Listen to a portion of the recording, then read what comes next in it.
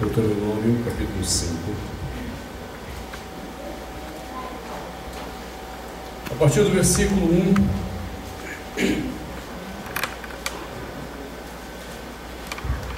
Diz a palavra do Senhor: chamou Moisés a todo Israel e disse: ouvi, ó Israel, os estatutos e juízos que hoje vos falo aos ouvidos, para que os aprendais e cuideis em os cumprirdes. O Senhor nosso Deus fez aliança conosco em Horeb. Não foi com nossos pais que fez o Senhor esta aliança, e sim conosco, todos os que hoje aqui estamos vivos. Face a face falou o Senhor conosco no monte, no meio do fogo. Nesse tempo eu estava em pé diante do Senhor, estava em pé entre o Senhor e vós, para vos notificar a palavra do Senhor, porque temestes o fogo e não subistes ao monte, dizendo: eu sou o Senhor teu Deus, que te tirei do Egito, da casa da servidão. Não terás outros deuses diante de mim. Não farás para ti imagem de escultura, nem semelhança alguma do que há em cima no céu, nem embaixo na terra, nem nas águas debaixo da terra. Não as adorarás, nem lhes darás culto, porque eu, o Senhor teu Deus, sou Deus zeloso, que visito a iniquidade dos pais nos filhos, até a terceira e quarta geração daqueles que me aborrecem, e faço misericórdia até 1000 gerações daqueles que me amam e guardam os meus mandamentos. Palavra do Senhor. Demos graças a Deus por esse momento em que recebemos a tua palavra, tendo, ó Deus, o privilégio e a oportunidade que vem de ti mesmo de meditarmos nessa palavra. Pedimos então ao Senhor que venhas ao nosso encontro e que nos comuniques a verdade das Escrituras, que o Senhor faça concertos em nossos corações naquilo que nos encontrarmos faltosos diante de ti, e que assim seja, ó Deus, para a glória do teu nome, em nome de Jesus. Amém. Amém. Podemos assentar.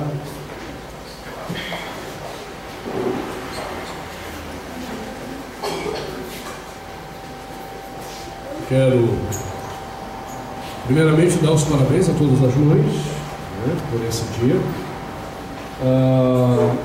Ao contrário de outras igrejas, nós não temos a prática de fazermos culto especial porque é dia das mães, porque culto é para o Senhor, culto é oferta para o Senhor. Então nós não gastamos o tempo do culto para comemorações especiais. Isso não nos impede de dizermos às mães que somos gratos a Deus pelas suas vidas, e principalmente por aquelas que têm cumprido fielmente a missão que Deus lhe confiou, a missão que Deus lhe deu, de ser mãe e refletir para seus filhos a imagem de Cristo Jesus. Que Deus os abençoe ricamente. Vindo ao nosso texto, continuação daquilo que temos meditado dominicalmente, hoje eu decidi, não porque eu quis, isso é uma coisa que me apaixona na pregação expositiva, porque eu não tenho que decidir o que é que eu quero pregar, é o texto que me obriga a pregar o que ele diz. Então, domingo passado eu disse aos irmãos que nós tínhamos que tratar de um problema sério que esse texto nos impõe. Um problema que até a década de 90 nós não enfrentávamos.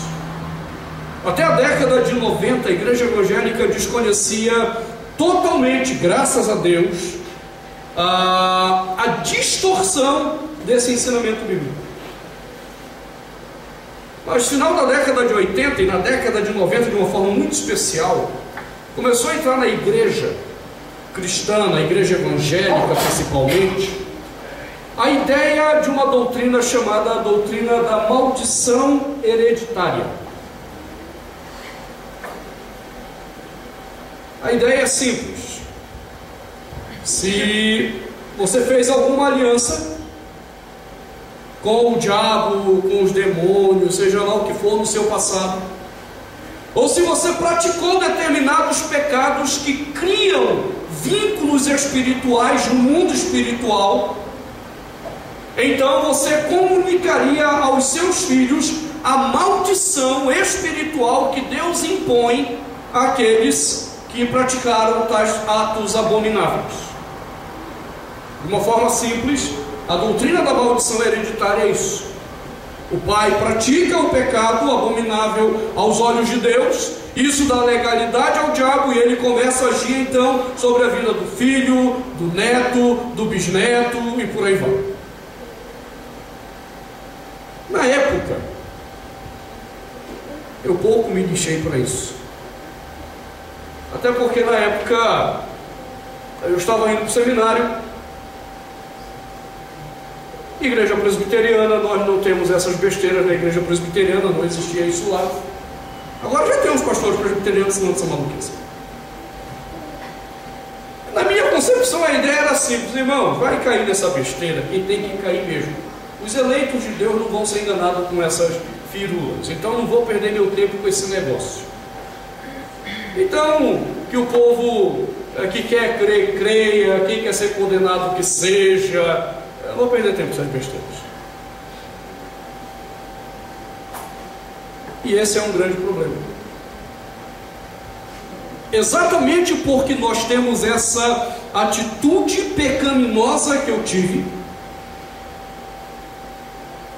as vozes do inferno vão ganhando força na igreja e começam a se tornar verdade aquilo que é mentira.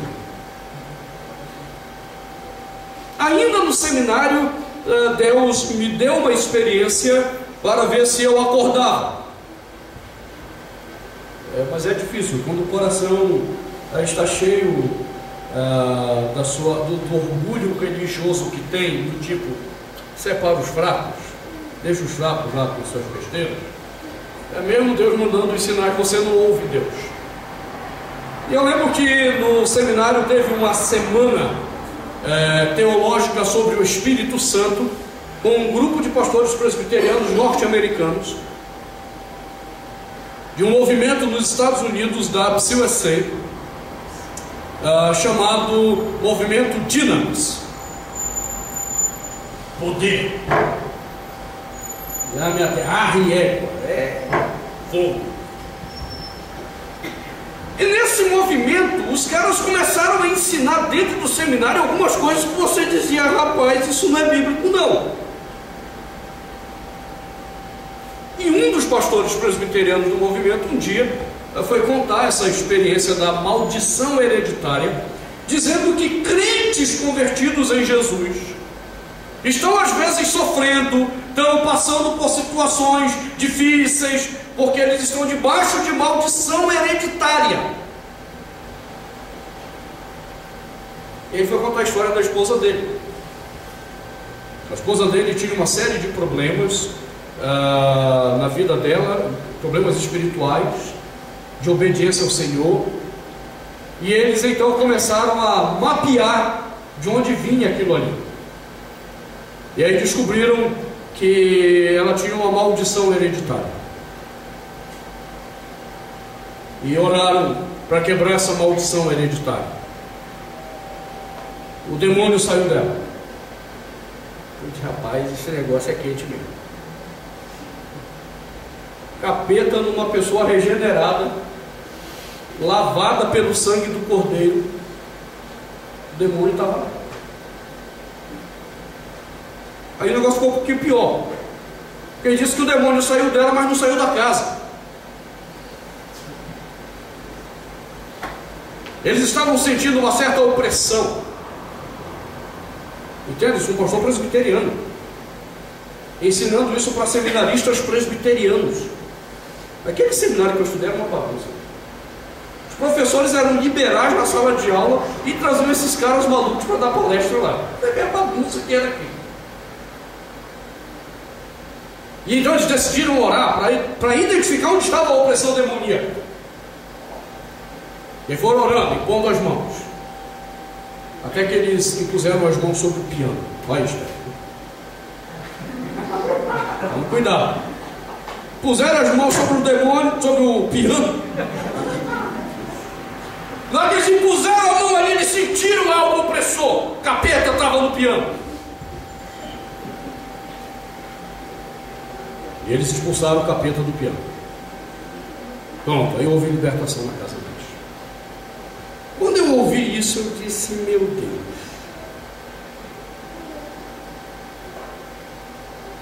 vamos conhecer esse negócio.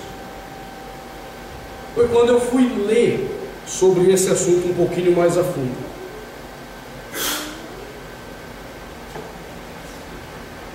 A primeira coisa que você descobre é que isso não veio de um exame das Escrituras. Essa ideia de maldição hereditária surgiu com experiências de missionários na África. Eles tiveram experiências que eles não sabiam explicar, entre aspas, biblicamente.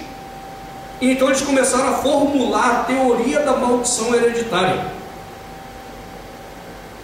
E então tomaram o texto dos 10 mandamentos, Êxodo 20, e que é repetido em Deuteronômio 5, o texto que nós estamos examinando, para então afirmar que é possível que pessoas convertidas carreguem maldições que tenham vindo dos seus pais.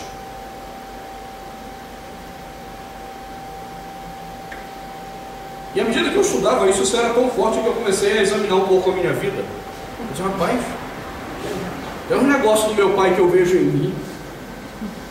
Eu não gostava do meu pai não, já porque era pecado, eu estou vendo em mim. O negócio é sério. Mas sempre ficava uma questão. Há um texto chave nas Escrituras sobre esse assunto, que era o texto que martelava na minha cabeça e dizia: olha, pode até parecer, mas não bate com esse texto. Eu quero voltar a Deuteronômio para te explicar isso aqui, mas eu quero te mostrar qual foi o texto que ficou martelando na minha cabeça. 1 João, pega a sua Bíblia, e se você quiser, marque letras vermelhas, garrafais, marcador de texto rosa, choque, vai ficar bem destacado mesmo. Porque esse texto foi o texto que me impediu de acreditar nisso e me permitiu fazer um exame mais detalhado disso daí e descobrir as besteiras que eles estavam ensinando. 1 João 5, a partir do versículo 13, quando João está encerrando a sua epístola, ele aponta para algumas coisas que todo cristão deveria ter plena certeza. Nós um dia vamos pregar sobre esse texto. São confianças inegociáveis, são certezas inegociáveis. Uma delas, já aproveitando, para fazer um merchan, é a certeza da salvação. Sexta-feira deverá estar, não é isso, Ricardo? Sexta-feira deverá estar nas livrarias o meu terceiro livro, Certeza de Salvação, inegociáveis. Mas uma das coisas que João diz nesse texto, versículo 18, é: sabemos que todo aquele que é nascido de Deus não vive em pecado. Antes, aquele, e esse aquele se refere a Jesus, antes, aquele que nasceu de Deus, Jesus, o guarda, e o maligno não lhe toca.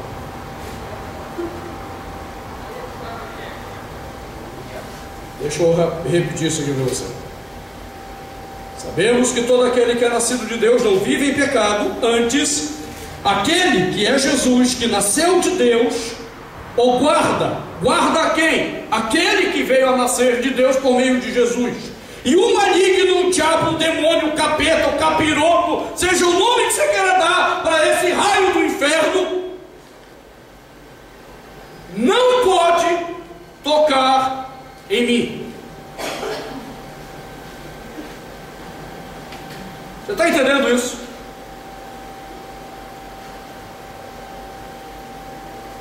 Por que a esposa do pastor caiu possessa?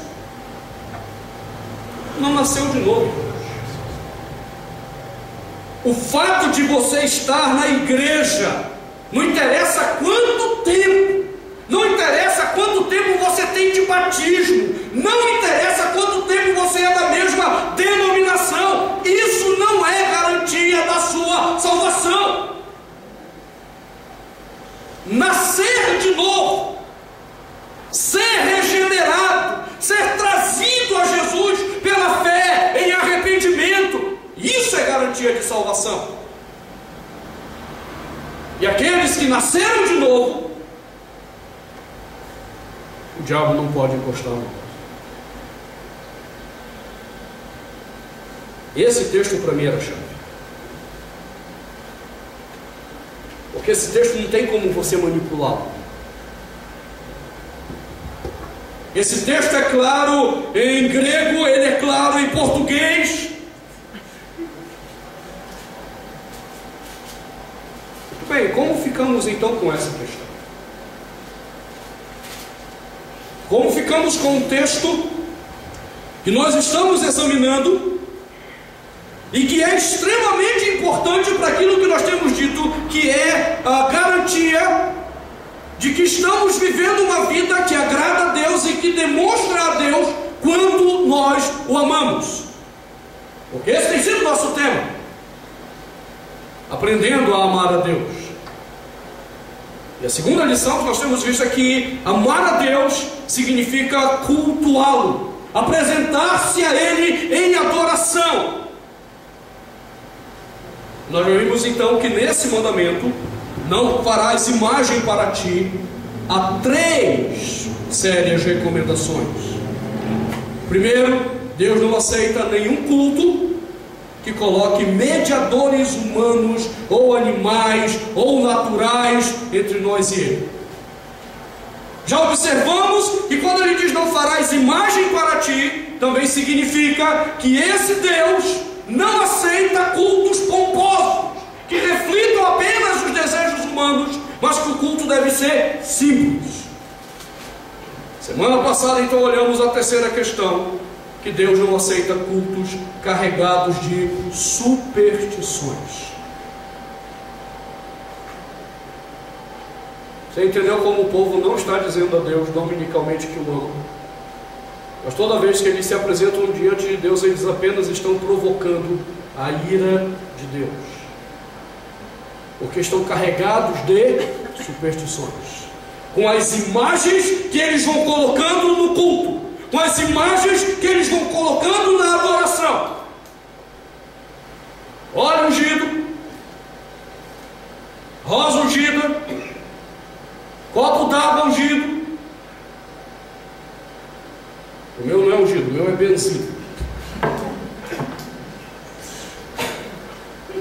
Nós vamos criando superstições, e isso não diz a Deus que nós o amamos. Isso provoca a ira de Deus. E após colocar isso, Deus diz nesse mandamento: não as adorarás, não lhes darás culto, porque eu, o Senhor teu Deus, sou Deus zeloso, que visito a iniquidade dos pais dos filhos. E exatamente aquilo que o mandamento proíbe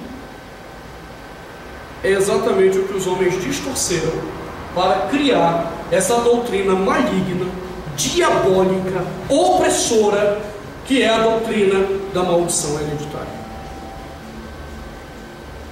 Porque maldição hereditária não passa de superstição criada por homens para explicar uma pseudo-relação com Deus. Superstição pura. E aí a gente vê um monte de crente oprimido. Daqui a um mês deve sair meu quarto livro, que é sobre dons espirituais. Eu quero tratar, alguns capítulos estão sendo bem pesados sobre esse uso de dons para a opressão. Porque o que a igreja está fazendo? Ela está se cercando de superstições para oprimir pessoas, para manter pessoas escravas de uma pseudo-liderança que se diz santa, espiritual, cheia de Deus. Vocês viram o que aconteceu com o Marco Pereira essa semana? Isso aqui não é novo, irmãos. Para mim o que aconteceu não foi nenhuma novidade. Isso aqui é coisa que a gente já sabe. Quem está nos bastidores dessa história sabe do que esse cara vinha aprontando.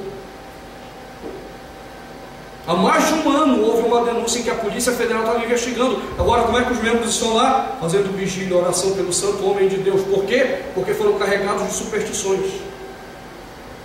E adivinha qual é uma das superstições que ele usa para escravizar a mente daqueles membros? Maldição hereditária. É uma das doutrinas mais terríveis que passaram a ensinar na igreja e que passou a escravizar a mente das pessoas. Deixa eu lhe dizer de cara uma coisa. O diabo não tem legalidade sobre a vida de ninguém. Vamos começar por aí essa história. Ainda essa semana, acho que é coisa de Deus, ia ser do diabo, mas eu acho que é de Deus. Estou lá passando o canal e encontro um dos principais divulgadores dessa doutrina diabólica, chamado Robson Rodovalho. Deu uma paradinha lá, só para ver as besteiras que eles andam falando. E lá estava ele, com a mesma tecla, de que quando o homem pecou, ele deu legalidade ao diabo sobre sua vida e o mundo.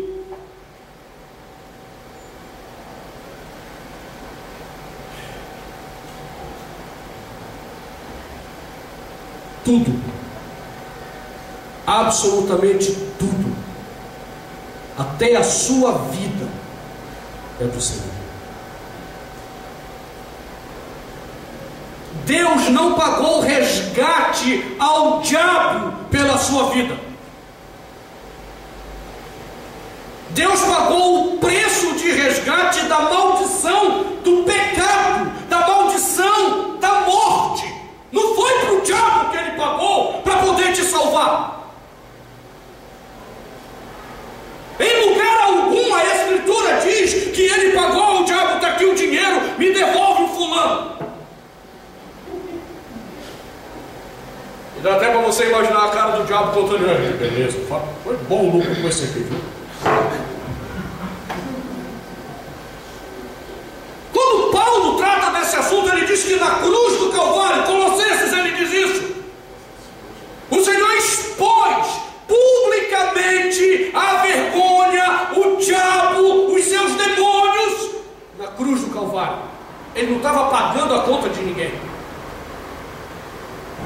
Na cruz ele não estava pagando para lhe resgatar da mão do diabo. Ele estava expondo a vergonha, o miserável, do desgraçado que nos seduziu nosso pai Adão, seduziu nossa mãe Eva, para que o pecado entrasse no mundo. Agora ele está humilhando publicamente esse miserável. Ele não está pagando a conta. Ele está pagando a conta da maldição do pecado, que era a morte. Aí aparece o Rodovalho dizendo que foi dado legalidade ao diabo. Irmãos, pelo amor de Deus, preste atenção. O diabo não pode entrar na vida de ninguém a hora que ele quer e bem entende. Como é que ele pode ter legalidade sobre alguém e sobre sua geração? Deixa eu te contar uma história que Jesus mencionou para você acordar e pensar um pouquinho. Jesus uma vez falou sobre a situação do homem que vivia em pecado, porque tinha lá um demônio na vida dele, e o demônio foi expulso, e a casa foi arrumada, ficou limpinha, ficou jóia. E o que o demônio fez? Saiu, foi vaguear à procura de uma outra vida. O que é que o pessoal não presta atenção? É que o texto diz assim: e não tendo encontrado.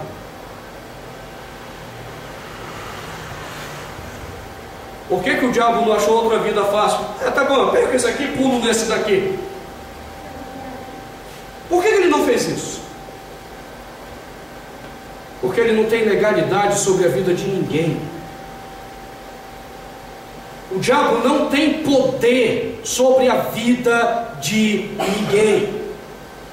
O Senhor de todas as coisas é o Senhor Deus, Criador dos céus e da terra, manifesta a nós na encarnação do seu Filho amado Jesus. Ele tem poder. Ele é o Senhor da minha vida, da sua vida, e não o diabo.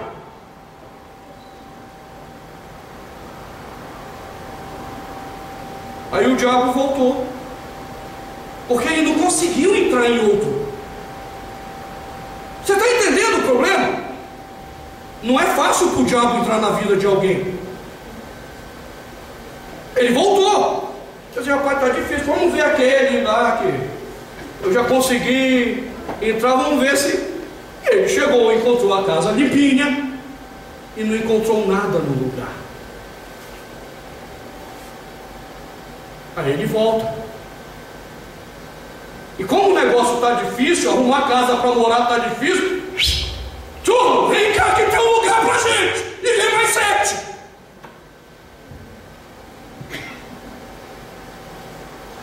Você está entendendo?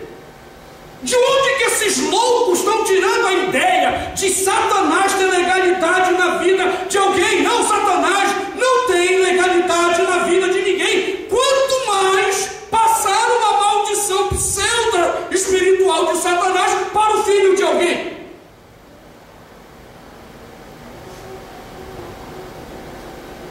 Meu pai foi macumbeiro.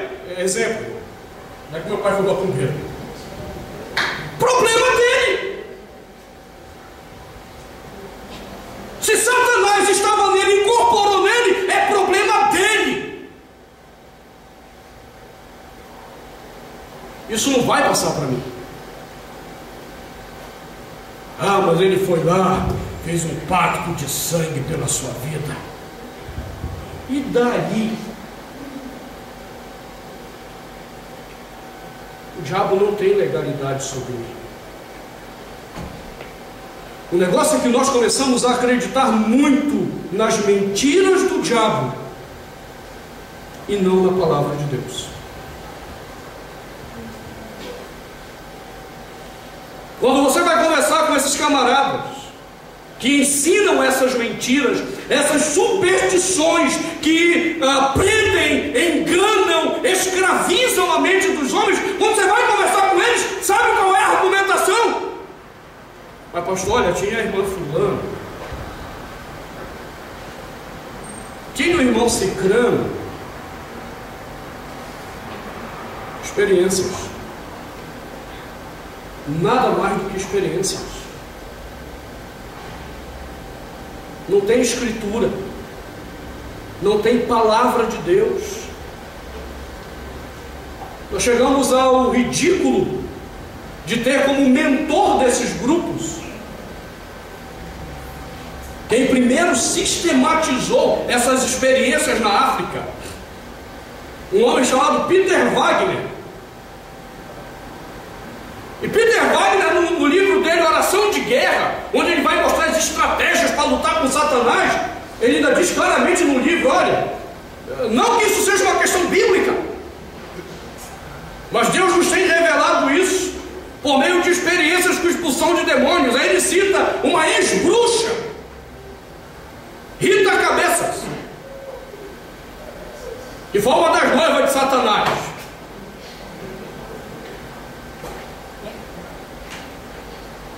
Rapaz, o diabo está fazendo até sexo hoje. Ainda que a Bíblia diga que ele é um ser assexuado, os anjos, até os caídos, não fazem sexo, porque eles não são seres sexuais. Mas nesse grupo eles fazem sexo. Então a Rita Cabeças era noiva de Satanás. Era uma das noivas. O cara é safado mesmo, tem um monte de noiva, não casa com nenhuma. Todas que eu conheço, as bruxas, eram ex-noivas, não casou com nenhuma. É cara safado. Então ela contou a experiência dela, de como o diabo manipulava as pessoas, isso e aquilo. Você entende? Não é escritura. E as pessoas continuam cegas, porque continuam acreditando em experiências, em vez de julgarem todas as experiências à luz da palavra de Deus.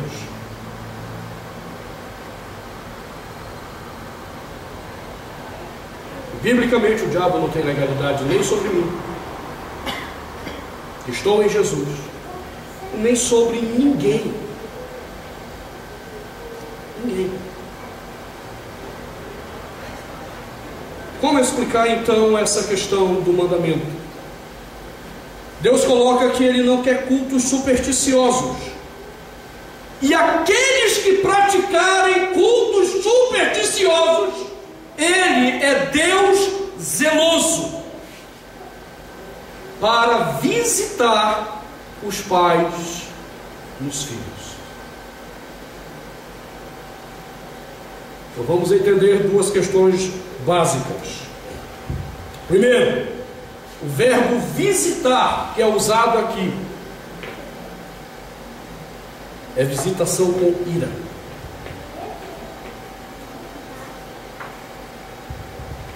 Aqueles que praticam culto, que tenham falsos mediadores, quem pratica culto sem a simplicidade de estar na presença de Deus, e os que praticam culto com superstições, Deus visita com ira.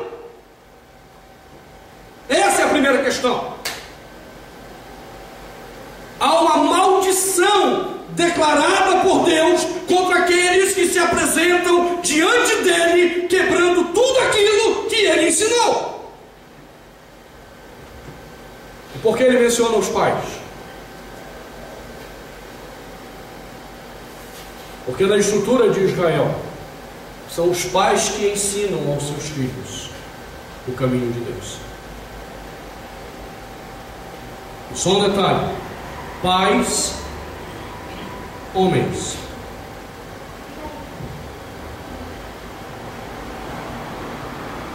Biblicamente, não é a mãe que tem que educar os filhos no caminho de Deus. A mãe é a auxiliadora do pai no ensino da verdade de Deus.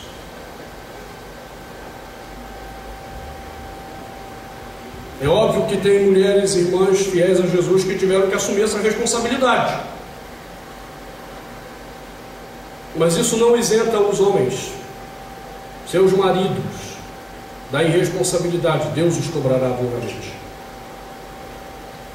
E Deus está dizendo: eu visito essa iniquidade. Essa iniquidade de levantar imagens na minha adoração. Eu visito essa iniquidade de apresentarem um culto corrompido diante dos meus olhos. Eu visito os pais, primeiramente, que são os responsáveis.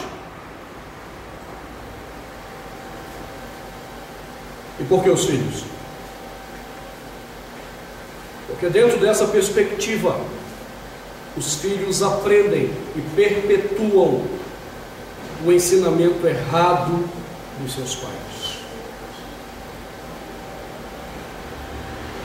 E então, por isso, o verbo hebraico que aparece aqui, que diz: eu visito a iniquidade dos pais nos filhos, ele se refere à ideia de eu visito a iniquidade continuada dos pais nos filhos. Essa é a ideia. o filho continua perpetuando o erro. Então, o mesmo pai que eu visitei na sua iniquidade, eu vou visitar o filho dele também. Por quê? Porque o pai pecou ou porque o filho perpetuou a atitude errada do pai?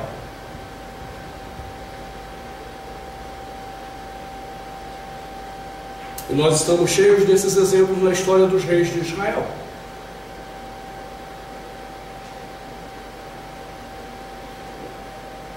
Deixa eu te dar um exemplo.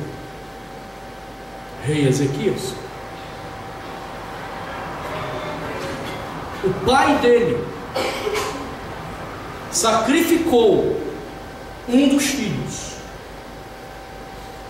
no altar idólatra para um falso Deus. O avô dele, de quem o pai aprendeu a prática errada, cultuou falsos deuses em Israel. O avô dele recebeu ira de Deus. O pai dele recebeu ira de Deus. Quando ele, Ezequias, subiu ao poder, ele era apenas um garoto que amava os Beatles e os Rolling Stones.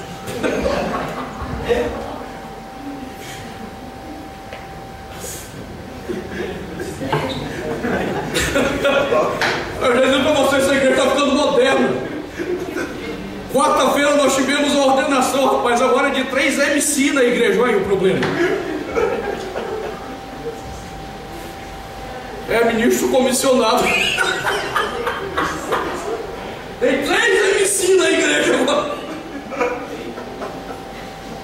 Ai. Voltando à sobriedade. Ezequias, quando sobe ao poder, ele tem 25 anos. Para Israel, ele é um garoto. Homem maduro em Israel somente com 30 anos. Por que você acha que Jesus começa o ministério dele com 30 anos? Porque ele não seria respeitado antes disso. Ezequias é um garotão que poderia apenas curtir a vida. Ele agora é rei, o poder está na mão dele. Papai curtiu a vida, fez tudo o que não prestava. Vovô deu todos os exemplos errados. E a palavra de Deus diz que esse homem andou pelos retos caminhos de Davi, seu pai.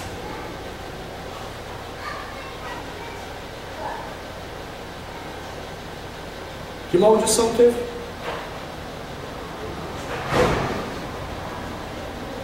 Deus não visita a iniquidade do pai, do filho, até 3ª e 4ª geração? Ezequias era a 3ª geração daquela desgraça toda. Por que não foi visitado? Por que Deus não o amaldiçoou? Ou por que Deus não deixou ele na mão de Satanás? Que essa é a tese da maldição hereditária. Não, o cara está na mão do diabo. Aí alguns miseráveis dizem assim, pastor, mas ele pecou, Deus tirou o tempo de vida dele.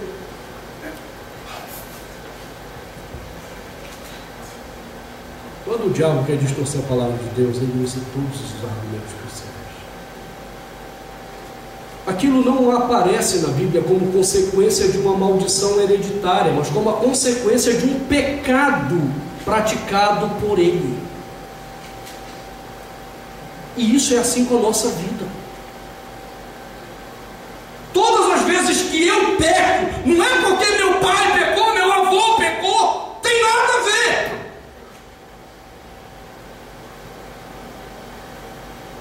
Tem a ver com o meu pecado. Não é uma maldição hereditária.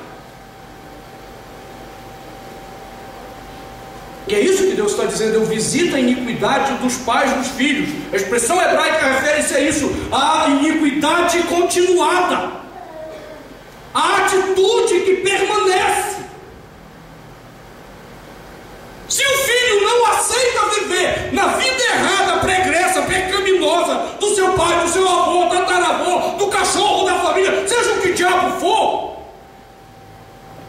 Deus não tem contra ele absolutamente nada. Antes, pelo contrário. Deus o ama,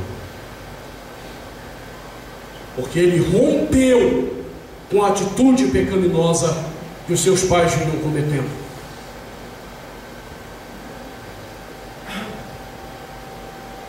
Você está entendendo isso? O texto não ensina a maldição hereditária.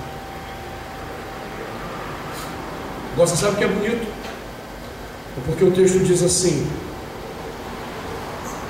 eu sou o Deus zeloso, que visita a iniquidade dos pais nos filhos até a terceira e quarta geração daqueles que me aborrecem. Ou seja, é uma geração após outra geração praticando rebeldia contra Deus. Eu visito, você está achando o quê? Mas faço misericórdia até 1000 gerações daqueles que me amam. O que Deus está dizendo com isso? É literalmente uma geração, 2 gerações, 3 gerações, 4 gerações. Eu vou odiar essas 4. Agora, uma geração, até 1000, vai ficar difícil. Vou contar até 1000. Não tem nada a ver com literalidade. O que Deus está dizendo é que a ira dele é muito fácil de ser demovida.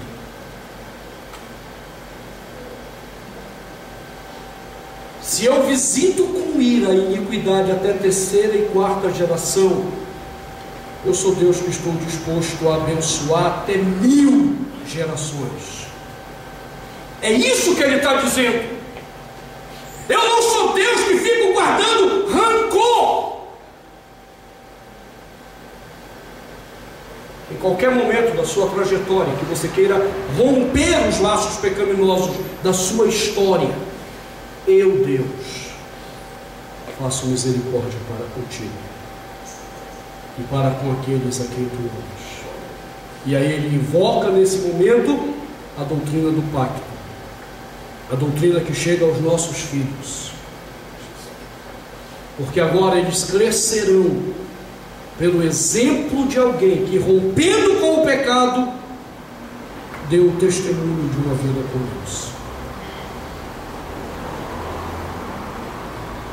Às vezes nós temos uma ideia errada de Deus. A gente acha que Deus é um ser rancoroso. E é isso que esse pessoal de batalha espiritual e maldição hereditária nos ensina. Porque não importa se você aceitou Jesus, não importa que o filho dele tenha morrido por você para te dar libertação. Não, se você não vier aqui e fizer um ritualzinho para quebrar a maldição, ele vai continuar de mal com você. E eles nos passam essa ideia de um Deus rancoroso. E alguns vão mais longe.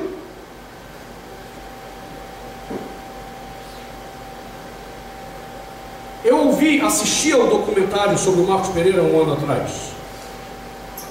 E eles reprisaram essa semana com algumas novas informações.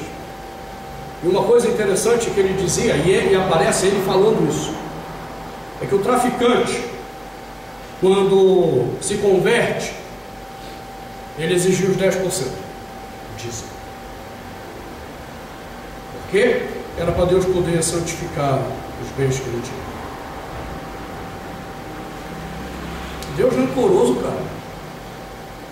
Você tem que me dar os 10% para eu abençoar os 90% que sobram.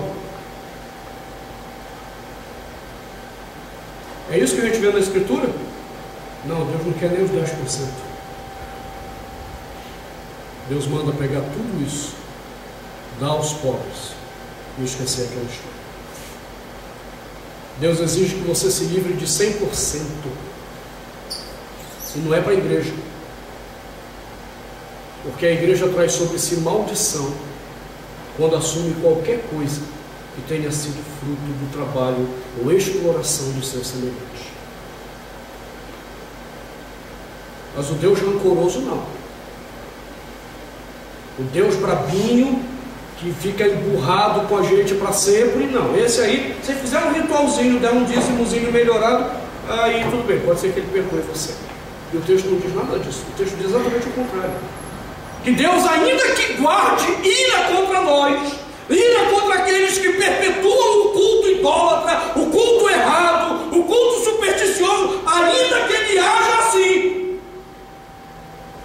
ele está muito mais disposto a conceder misericórdia do que ira sobre os homens.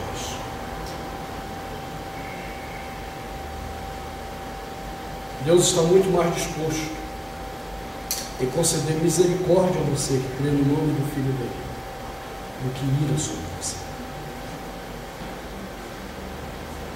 E a única coisa que nos impede de experimentarmos a misericórdia é perpetuarmos o pecado.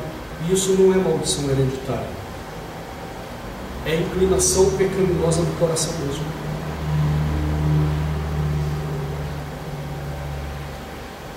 Quebre os laços do pecado.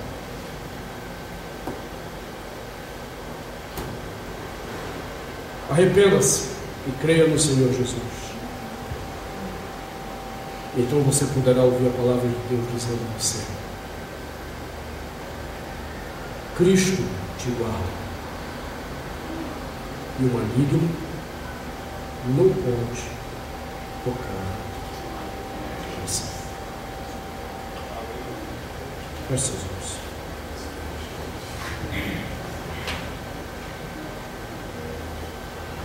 Senhor, obrigado por tão grande certeza que temos, que vem da salvação que nos ofereces. Obrigado porque sabemos que o maligno realmente não pode nos tocar. Sempre ele vai estar ao nosso redor apresentando ciladas, e é só o que ele pode fazer, porque ele não pode nos tocar. Obrigado porque não estamos escravizados por esse ensino maligno da maldição hereditária, por esse ensino demoníaco da maldição hereditária. Obrigado porque podemos cultuar ao Senhor em liberdade. Não precisamos de mediadores especiais, não precisamos de superstições tolas, não precisamos de nada, Senhor, absolutamente nada, para enfeitar a adoração, porque sabemos que te encontramos na simplicidade. Então a nossa oração é que, se porventura tiver alguém aqui nessa noite ainda iludido com superstições tolas, em nome de Jesus, quebra essa superstição, nós te pedimos. Desfaz o engano de Satanás na mente dessa pessoa. E suplicamos, ó Deus, por aqueles teus filhos que estão sendo enganados por pastores mercenários, que usam da tua palavra para manipulá-los, para impor a eles medo, obscurecendo a graça e a misericórdia que queres conceder tanto a eles quanto a seus filhos, seus descendentes. Ser misericordioso é o que te suplicamos em nome de Jesus. Amém.